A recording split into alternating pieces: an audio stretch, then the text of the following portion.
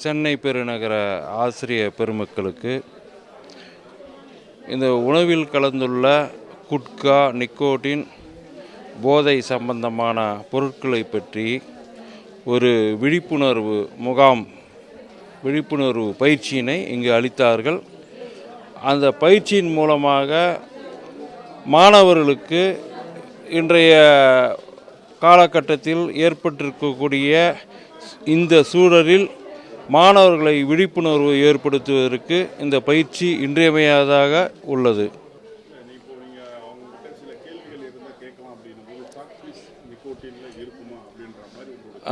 ஆசிரியர் பெருமக்களுக்கு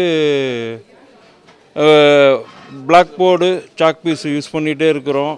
அதனால் ஏதாவது இது சம்பந்தமான நுரையீரல் பிரச்சனைகள் ஏற்படும் போது அதில் ஏதாவது நச்சுப் பொருட்கள் உள்ளனவா என்பதையும் இந்த பயிற்சி முகாமில் தெரிந்து கொண்டோம்.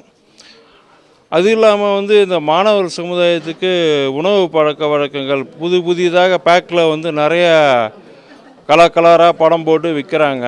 அதில் என்னென்ன பொருட்கள், நச்சுப் பொருட்கள் உள்ளது என்பதை இந்த பயிற்சி மூலமாக தெரிஞ்சுக்கிட்டோம். அதை போய் எங்கள் மாணவர்களுக்கு நாங்கள் போய் தெளிவாகவும் விவரமாக சொல்லுவோம். இது மாதிரி தெரிஞ்சுக்கிட்டதுனால எங்களுக்கே இது புதிதாக இருக்குது. இப்போ இதை நாங்கள் தெரிஞ்சுக்கிட்டதுனால நாங்கள் போய் எல்லா மாணவர்களுக்கும் இது மாதிரி கலர் படம் போட்டிருக்கிற பிஸ்கட் பாக்கெட்டு, சாக்லேட்ஸு, இது மாதிரி உணவுப் பொருட்கள், ஸ்நாக்ஸு இதெல்லாம் தவிர்க்கும்படி, இதனால் என்னென்ன நோய்கள் ஏற்படும்னு மிகுந்த தெளிவாக அந்த பயிற்சி மூலமாக சொல்லி கொடுத்தாங்க. அதை நாங்கள் கண்டிப்பாக மாணவர்களுக்கு எடுத்துரைப்போம். போதைப் பொருள் குறித்த விழிப்புணர்வு கூட்டத்தில் கலந்துக்கிட்டோம். இப்போ இருக்க காலகட்டத்தில் மாணவர்கள்கிட்ட நிறைய இருக்குது புழக்கத்தில். அது ஆசிரியர்களாக நாங்கள் எப்படி அணுகிறதுன்றது தான் பெரிய கேள்விக்குறியாக இருக்குது. இப்போ மாணவிகள்கிட்ட இது வந்துருச்சு நிறைய. அவங்களுக்கு எப்படி வருதுன்னா, குடும்பம் மூலமாகவோ சொசைட்டியில் அது அப்படி வருதுன்றதை காட்டிலும் மாணவர்கள் மூலமாக வருது, அவங்களுடைய ஆண் நண்பர்கள் மூலமாக வருது. அவர்களுக்கு இப்போ மாலை நேரத்தில் இப்போ நம்ம ஸ்கூல் விட்ட உடனே பார்த்திங்கன்னா நேராக அவங்களோட தொடர்பில் இருக்காங்க. இதை குடும்பத்தில் இருக்கிற பேரண்ட்ஸும் ரொம்ப முக்கியமாக கவனிக்கணும். நாங்கள் ஸ்கூலில் மட்டும் இதை கண்ட்ரோல் பண்ண முடியாது. சொசைட்டியும் சமூகத்தில் யார் பார்த்தாலும் இது குறித்த விழிப்புணர்வை எல்லாருமே அதை எடுத்துக்கணும். அரசு மட்டுமே எடுத்து செய்யணுன்றதை நம்ம பார்க்கக்கூடியது. குடும்பம், சொசைட்டி, அது தவிர்த்து ஆசிரியர்கள், யார் சாதாரணமாக பார்த்தாலும் சரி, ஒரு கடையில் பார்த்தா கூட பெட்டி கடையில் தான் நிறைய கிடைக்குதுன்னு சொல்கிறாங்க.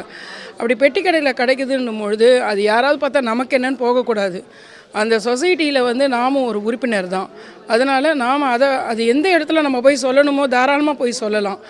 மாணவர்கள் வருங்கால சந்ததியை பாதுகாக்கக்கூடிய ஒரு சோஷியல் ஒரு ஆக்டிவிட்டியில் நம்மளும் தான் இருக்கும்.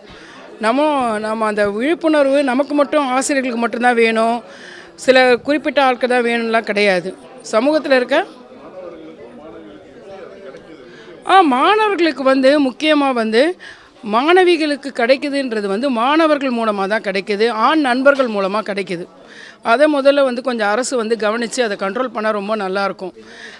மாலை நேரத்தில் ஸ்கூல் விடுறப்போ, காலை நேரத்துலேயோ அங்கே ஸ்கூலுக்கு பக்கத்தில் இருக்கிற பெட்டிக்கடையிலெல்லாம் கொஞ்சம் கண்காணித்து காவல்துறையை விட்டு, ஏன்னா பிடிச்சிடலாம், கண்டிப்பாக அதெல்லாம் பிடிக்கலாம். பெட்டிக்கடையில் கீழே ஆயெல்லாம் வச்சுக்கிட்டு உட்காந்து விற்கிறதா நாங்கள் கேள்விப்படுறோம். இந்த மாங்காய், அந்த சாக்லேட்டு, அது சாதாரண சாக்லேட் மூலமாக அதுவும் எடுத்துகிட்டு கொடுக்குறாங்க. இது ஆசிரியர்களுக்கு பெரிய டஃப்பான ஒரு காரியம். ஏன்னா மாணவர்களை நேரடியாக அணுக முடியாது. ஆனால் காவல்துறை அந்த மாணவர்களை கண்ட்ரோல் பண்ணி அதன் மூலமாக உள்ளே வர இந்த மாணவிகள்கிட்ட தடுத்து நிறுத்தலாம். அதுதான் முக்கியமாக ஆண் நண்பர்கள் மூலமாகவோ மாணவர்கள் மூலமாக தான் மாணவிகளுக்கு, பெண் பிள்ளைகளுக்கு அந்த கல்விக்கூடத்துக்கு உள்ளே வருது. அதை கொஞ்சம் நீங்கள் கண்ட்ரோல் பண்ணால் கொஞ்சம் நல்லாயிருக்கும்.